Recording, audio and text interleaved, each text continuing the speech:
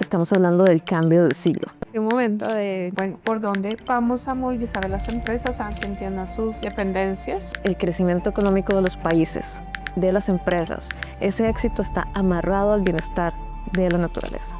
Cuando quieres abordar sector empresarial naturaleza, debes pensar en lo local. ¿Cuáles son esas piezas de engranaje que ves fundamentales?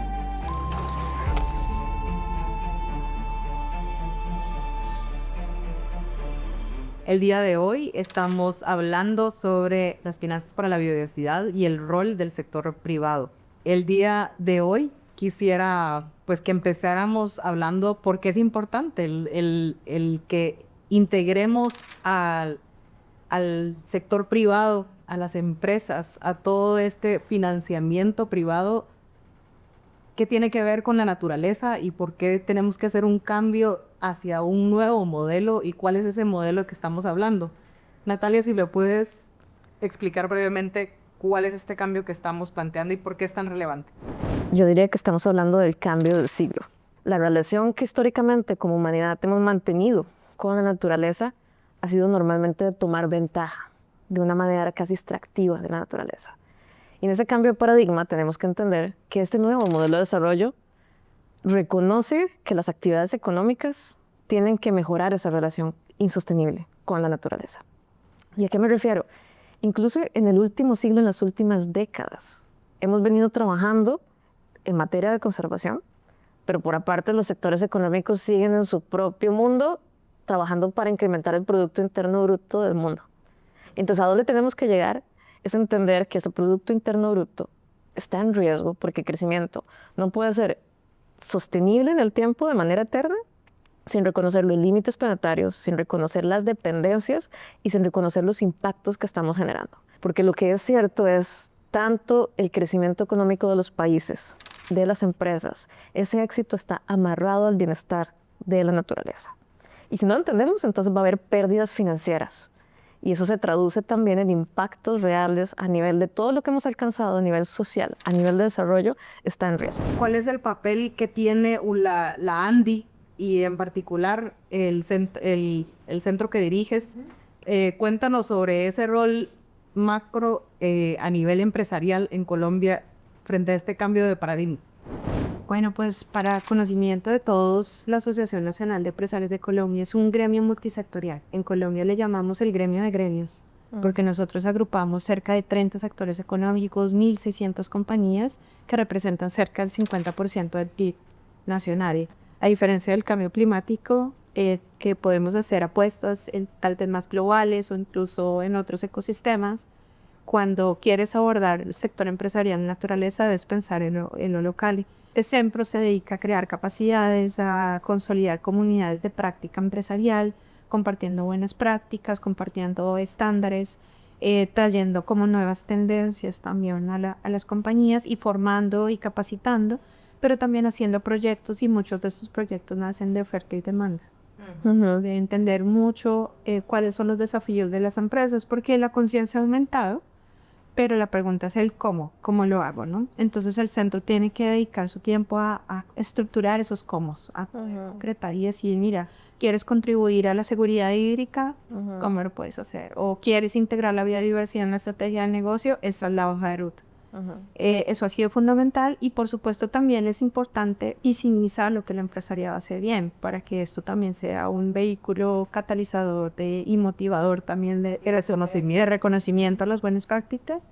Y por último, y no menos importante, es cómo a través de estos estudios de caso, de estas comunidades de práctica, generamos nuevo conocimiento basado en la práctica y mejores políticas públicas para que esto también se catalice y sea mucho más pertinente. Entonces, desde el centro, particularmente encontramos, y muy a propósito del marco CONI-Montreal, que para mí fue ya como un marco mucho más claro y orientador para las empresas. Entonces, de alguna manera, pues ya hay como una apuesta muy completa para lo que mencionabas hace un momento de, bueno, por dónde vamos a movilizar a las empresas a que entiendan sus dependencias, que es algo relativamente nuevo en términos de lenguaje, ¿no? Las empresas estaban muy acostumbradas al impacto, a jerarquía de la mitigación, incluso a la compensación, pero las dependencias era algo que no estaba en su vocabulario.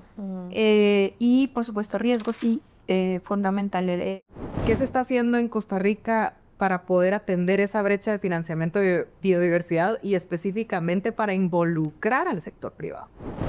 ¿Qué sucede?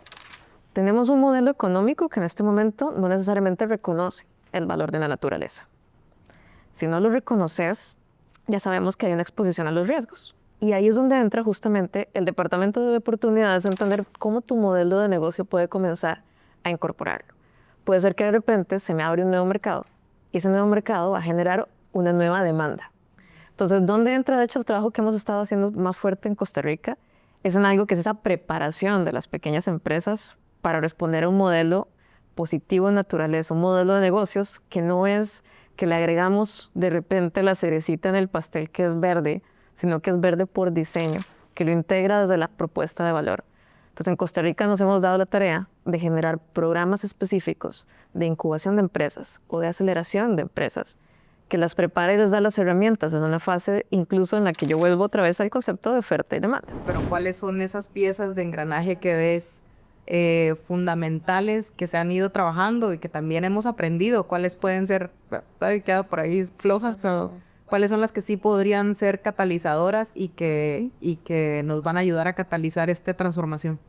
Pero necesitamos sin duda medidas habilitantes. Entonces, con Biofin hemos desarrollado instrumentos para ayudar a medir realmente esos impactos, riesgos, dependencias, oportunidades, porque la métrica es fundamental. También en analizar los medios de financiamiento y sobre todo los mecanismos para movilizar la inversión privada, poder entender qué tanto se está movilizando realmente en biodiversidad, porque realmente hay un subregistro, no hay sistemas que lo reporten, y también poder hacer business case. Es muy importante que hayan estudios de caso que puedan abrir camino, que nos enseñen cómo bajar esto a terreno y que esto después pues, se pueda replicar con otros sectores, incluso abrir una conversación con el sector financiero. Siento que las tuercas están relacionadas o esos medios que conectan están, por un lado, con el fortalecimiento de capacidades, con otro con estudios de caso que movilizan y que generan digamos, tracción y creo que se aprende por el ejemplo, ¿no? Con esas limitaciones que mencionabas, ¿cuál es el consejo para esta comunidad que ustedes podrían plantear para que todo esto que hemos conversado no sea parte del fin del plan, decir, uy, hubiéramos podido integrar al sector privado? ¿Qué les dirían hoy a quienes están empezando ese proceso para que efectivamente logren tener esa participación real del sector privado en el proceso del desarrollo del plan financiero? Qué buena pregunta, porque es un proceso, como lo dijiste, y no se va a dar automáticamente de la noche a la mañana. Entonces, yo creo que hay puntos de entrada. Efectivamente, cuando comenzamos esta conversación de entender los impactos, de entender los riesgos que se materializan de manera financiera, ahí hay un hilo conductor que normalmente permite tener una puerta de entrada con quizás quienes no están en el evangelio de creer en biodiversidad hoy. Y eso es un punto. Pero al sector privado lo ocupas ya en la toma de decisiones, desde incluso las metas que están existiendo en las estrategias nacionales de biodiversidad, hasta el proceso que existe para poder incluso costear. Entonces no es al final en el plan financiero donde yo identifique en el papel sin preguntarles que esta es la solución. Yo lo primero que recomendaría es eso, es ese proceso de comenzar a trabajar desde ya, de hacer la incidencia desde ya, porque no es sencillo. Entonces yo creo que aquí hay un punto importante de ese fortalecimiento de las alianzas y ese codiseño de las soluciones, entendiendo las necesidades que tiene el sector privado para que sea parte de un plan de financiamiento y no asumiendo que yo tengo la respuesta sin haber hecho este proceso de entender de dónde te duele y dónde ocupas una solución real para este tema que tal vez no era visible, pero ahora sí. Muchísimas gracias a ambas por esta rica discusión.